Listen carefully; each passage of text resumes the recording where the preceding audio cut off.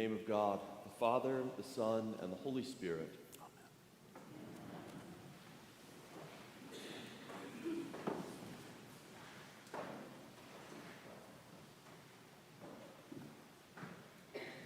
In 1864, two ships were wrecked on the Auckland Islands, south of New Zealand, down in the Antarctic Sea.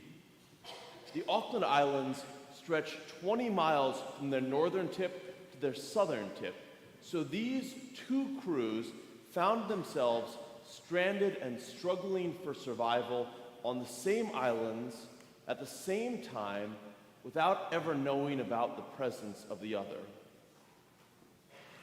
The Grafton, captained by Thomas Musgrave and a crew of 4, crashed on the southern end of the island. And 4 months later, the second ship, the Invercargill, with a crew of 25, was hurled ashore at the northern end. The question facing both of these shipwrecked crews was how they would survive the frigid, merciless Antarctic winter. At first, it appeared as though the 25-man crew of the Invercargill had the best chance of survival. After all, they had a much larger crew, more resources, more ability to find food and shelter. The Grafton's crew, on the other hand, only of 5, seemed far too small to survive on their own. They appeared to be doomed. But was there something deeper? Was there something more than first met the eye? Did you notice the first words of the gospel reading today? I know that was a little while ago now. As Jesus was walking along, he saw a man blind from birth. This man had always been blind. He always would be blind. He survived by begging, living off the generosity of others. But Jesus saw something deeper than everyone else, saying, he was born blind so that God's works might be revealed in him. Jesus saw something in this man that no one else had ever seen before. This man, who simply appeared to be a blind beggar, could help show God's glory. So Jesus gave this man his eyesight. What a great miracle that was. But the miracle isn't the primary thrust, or at least not the only thrust of this story. Jesus could see how this blind man could become a great missionary. Jesus could see this man's potential. And then Jesus gave him something. He didn't just give him a pat on the back. He didn't just give him advice. He gave him his sight. Jesus saw something not apparent to anyone else. He saw this man's potential to demonstrate God's love. And then Jesus equipped this man. Jesus equipped this man to serve God. Jesus equipped this man to demonstrate God's power. Jesus equipped this man to share God's love more broadly. As you know, in this Lenten season, we're talking about our interactions with other people, our sacred relationships. And one of the reasons we're put in relationships with other people is to help others identify the gifts or the talents or the skills that they may not see in themselves. And frankly, in return, they can help us identify skills we may be oblivious to. In short, we are called to equip our neighbors and they us, so that all of us can use the gifts God has given us to show God's love and God's power and God's grace in the world. In the Antarctic Sea, on the Auckland Islands, the smaller crew, the crew of the Grafton, could have splintered. They could have mutinied against their captain. But instead, they began to look for gifts in one another. The crew began to equip one another. Knowing that their survival would depend upon their faith in God and their cohesion as a group, Captain Musgrave appointed one man to lead them in worship each Sunday. This sailor had never been trained for that. He hadn't gone to seminary, but the captain saw a deep faith in him. So Captain Musgrave declared that Sunday would be a Sabbath and no work would be done on that day. Another sailor, whose Bible had survived the wreck, donated it to their newly appointed chaplain. In short, the captain and the crew of the Grafton identified gifts in this one sailor and began to equip him for a new ministry. Last year, I read an article. It was about baseball scouts, the men and women who seem to have almost a third eye. They see potential where others can't. They will see a mediocre first baseman who has a strong arm and is an exceptionally fast runner, and they will realize that first baseman could be an exceptional outfielder. Or they'll see someone who's a good player but could become a great player with the right coaching. Their job is to see deeper and then to put players in the right position or with the right coach or on the right team where they can fully develop their skills. And the truth is that part of our call as Christians is also to be talent scouts. First, to look for talents others may have that they may not be aware of. And second, to ensure that they're on the right team or they have the right coach or they are properly trained and equipped to thrive in their ministries. And then we're called to be open to the coaching of others, trying to unlock skills we don't know about in ourselves. So what does this mean in our day-to-day life? How can you help equip someone this week? Or how can you be open to someone who's trying to equip you this week? A few examples. First, if your spouse loves painting, but they gave it up years ago when they got too busy with work or children or household responsibilities, you could buy them a few tubes of paint and a brush, literally equipping them, giving them the equipment of an artist, and then encourage them to spend a little bit of time next Saturday painting. Or if you have an employee who seems to be stuck in their career, you could take them out to lunch and ask them what they love about their job, and then really listen to their answer and think creatively about how their loves align with your organization's needs. And then you could equip them, send them to a conference, or help them find a place where they can build up these new skills. Or if you want to start really small, you could simply give someone an unexpected but a very honest compliment. Maybe you can help someone begin to become aware of a strength they don't even know they possess. Or maybe if someone tells you that there's something you're good at, instead of just brushing it off, you can pray for some insight and try to figure out if this is a window into a skill set you never knew you had. You see, the world is filled with people who have skills they're unaware of. You and I have gifts that we don't know about. And we are called to help one another see what is hidden beneath the surface, see what is hidden and seems maybe even invisible. Think, for example, about the disciples of Jesus. Any human resources department would have categorically rejected all dozen of the disciples for the work Jesus was setting out to do. Simon Peter was emotionally volatile. Thomas had so much doubt it could undermine team morale. James and John had such terrible tempers that they were called the Sons of Thunder, not a good nickname. And Matthew was a tax collector, which to translate into today's society would be just as bad as being a tax collector.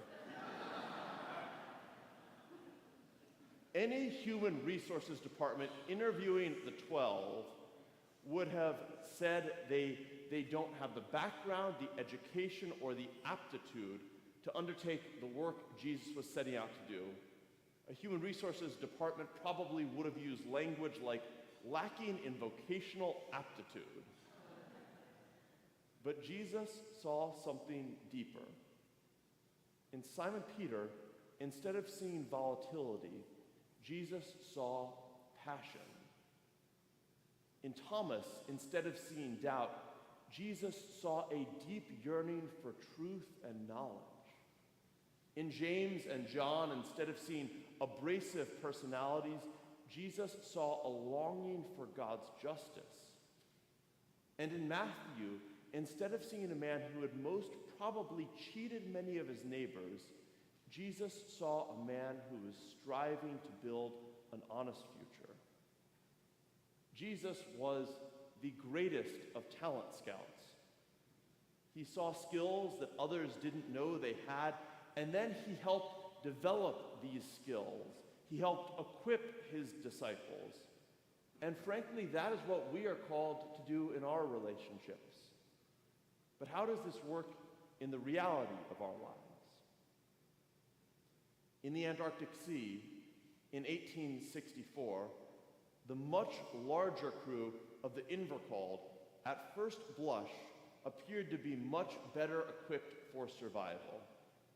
However, the officers treated the sailors almost as though they were servants, and they did nothing to empower or equip the sailors to be better set for survival than when they'd first been hurled along the shore, hurled onto the beach. The officers ordered the crew to build an officer's cabin, and then they commanded the sailors to go gather shellfish for food. They treated the sailors more like slaves than like people who they could train and equip. And this decimated the crew's trust and morale and confidence in one another.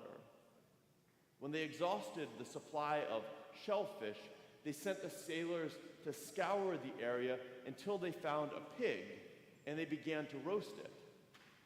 The man who had been ordered to care for the wounded ship's cook smelled the roasting pig, and he didn't trust the other sailors to save any for him, so he left to eat. While he was away, the now abandoned ship's cook died. And when food ran out, the survivors became hungrier and hungrier, and they became angrier and angrier, and they eventually resorted to cannibalism. When these survivors were spotted by a passing ship, only 3 of the original 25 were still alive. On the other hand, the Grafton's crew band together. They identified skills and gifts in one another. One of the sailors knew something about shipbuilding, so the others cut down trees, and they sewed together tattered pieces of cloth and made sails. The crew of the Grafton appointed a chaplain, and they brought him a Bible. They appointed a shipbuilder, and they brought him lumber and sails. They identified skills in one another. Their chaplain had never been to seminary, and their shipbuilder had never trained at a shipyard. And then, after identifying these skills, they literally equipped one another with a Bible, with lumber, with sails. And finally, having identified skills in one another and having equipped one another, they set sail together. Almost 2 years after originally departing from New Zealand, on seas that Shackleton would sail 50 years later in his great adventure, all 5 members of the Grafton's crew arrived safely, all of them, back in New Zealand. You See, the difference between the crew of the Grafton and the crew of the Invercalled was their willingness to identify skills in one another and to equip one another. Literally life and death. The crew of the Grafton focused on identifying those around them who had God-given gifts they weren't aware of. In contrast, the crew of the Invercalled demonstrated no interest in helping one another grow, in identifying talents in one another, or helping equip their neighbors. In order to thrive, you and I must help those around us see the gifts they possess, even gifts they're unaware of, and then we are called to help equip them for their ministries, for their work, for what God has called them to do. And that's the exact point of the passage we heard a few minutes ago from 1 Samuel. When Samuel came to Bethlehem to anoint the new king, he assumed it would be Jesse's eldest son, his tallest son, his strongest son, his most experienced son. But God chose the youngest son. God chose David because God saw what was hidden beneath the surface. God saw David's love of God and his compassion and his strategic mind. And Samuel anointed David with oil, empowering him, equipping him with a public demonstration of the ministry for which God was preparing him. When I was about 14 years old, the dean of the cathedral, Edward Harrison at the time, invited me to lunch one Sunday. Before going to lunch, I decided I was going to talk to Dean Harrison about this beginning of a call to ordained ministry that I was sensing. And when we sat down at lunch, before I had a chance to say anything, Dean Harrison said to me, "Mark, do you think you might be called to be a priest?" It was one of those moments that began to confirm this calling in my life.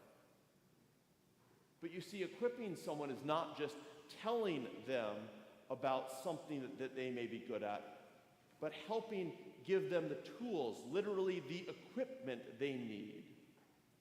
Dean Harrison equipped me with a confidence in my calling. He gave me a license to begin talking about and exploring this call to ministry. Years later, I remember an evening while in seminary. I was sitting out with some peers in Adirondack chairs under the stars, and we were talking about our spiritual journeys. And one of my classmates, his name was Curtis, began to talk about how when he was a high schooler in Pennsylvania, one of his dad's friends, this friend was a priest, took Curtis out to lunch one day, and he asked Curtis if he thought he was called to be a priest. As this story continued, Curtis mentioned the name of this priest. It was Edward Harrison. Suddenly, my story about my calling was not about Dean Harrison seeing something special in me, but about the fact that apparently whenever he took anyone out to lunch, he asked them if they thought they were called to be a priest.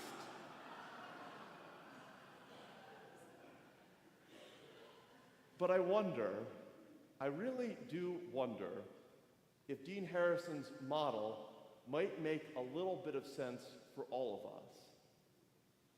I wonder if we are too stingy in telling others about gifts that we see in them.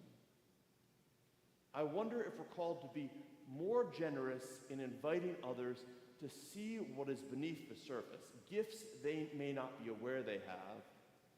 I wonder if we should be more willing to search for talents in others. I wonder if we should be more charitable in giving others the resources they need to be equipped for the ministries that they're called to. And this is not only about what we're called to do for others, but about what others may be doing for us right now. I wonder if we're called to be more open to the suggestions, the proddings, the invitations of others to unlock talents in our lives.